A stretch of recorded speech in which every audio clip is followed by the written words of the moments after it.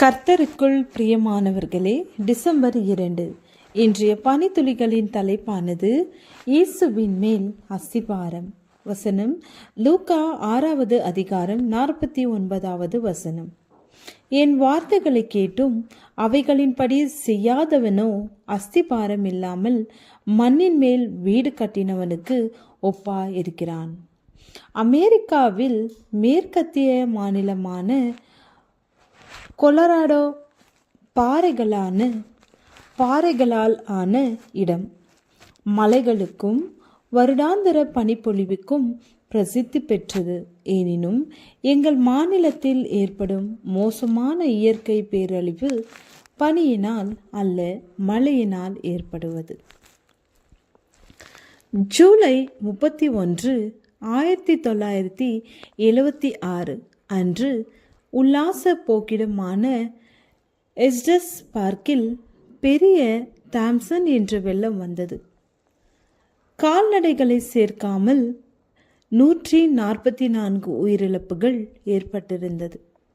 இந்த பேரழிவை தொடர்ந்து சாலைகளும் நெடுஞ்சாலைகளில் அடித்தளங்களை பற்றிய ஆய்வுகள் நடைபெற்றன.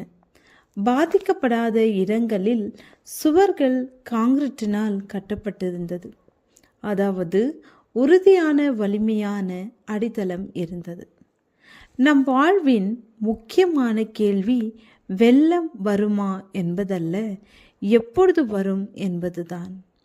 சில சமயங்களில் நாம் முன் எச்சரிக்கை பண்ணப்படுகிறோம், ஆனால் அநேக நேரத்தில் நம்மை அறியாமல் இருக்கும்போது நாம் பாதிக்கப்படுகிறோம். இது போன்ற தருணங்களில் வார்த்தையை கேட்பதினால் மாத்திரமல்ல, அதன்படி செய்வதினால் ஒருவனுடைய அஸ்திபாரம் கட்டப்படுகிறது என்று இயேசு சொல்கிறார். என்னிடத்தில் வந்து என் வார்த்தைகளை கேட்டு அவைகளின்படி செய்கிறவன் யாருக்கு ஒப்பாயிருக்கிறான் என்று உங்களுக்கு காண்பிப்பேன். ஆழமாய் தோண்டி கற்பாறையின் மேல் அஸ்திபாரம் போட்டு வீடு கட்டுகிற மனுஷனுக்கு ஒப்பாயிருக்கிறான். பெரும் வெள்ளம் வந்து நீரோட்டம் அந்த வீட்டின் மேல் மோதியும் அதை அசைக்க கூடாமற் போயிற்று. ஏனென்றால் அது கண்மலையின் மேல் அஸ்திபாரம் போடப்பட்டிருந்தது. என் வார்த்தைகளை கேட்டும் அவைகளின்படி செய்யாதவனவனோ அஸ்திபாரம் இல்லாமல் மண்ணின் மேல் வீடு கட்டினவனுக்கு ஒப்பாயிருக்கின்றான். நீரோட்டம் அதன் மேல் மோதினவுடனே அது விழுந்து முழுவதும் அழிந்தது என்றார். லூக்கா 6வது அதிகாரம் 47வது வசனம். இயேசுவின் மேல் அஸ்திபாரம் போட வேண்டும். அந்த பயிற்சி முறையானது ஒரு விதத்தில் காங்கிரீட்டை நம் வாழ்வில் ஊற்றுவதை போன்றது. நாம் உறுதியாக கட்டப்பட்டிருப்பதால் வெள்ளம் வரும்போது நாம் அசைக்கப்படுவதில்லை.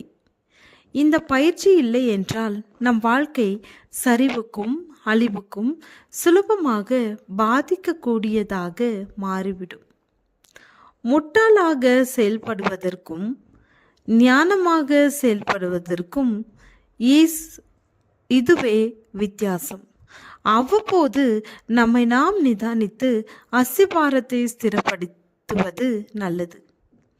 இயேசு நம் பலவீனமான பகுதிகளை ஸ்திரப்படுத்தி நம்மை வெள்ளம் மேற்கொள்ளாதபடி நம்மை பலப்படுத்துகிறார். எந்த பலவீனமான பகுதிகள் உம்மை கொள்ளாதபடி நம்மை பலப்படுத்துகிறார்?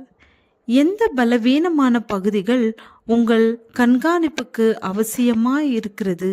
அதை எப்படி பயன்படுத்துவீர்கள்? ஜெபம். இயேசுவே, கேட்கிறவனாக மாத்திரமல்ல, சுவிசேஷத்தின்படி செய்கிறவனாகவும் இருக்க வாஞ்சிக்கிறேன். ஆமென்.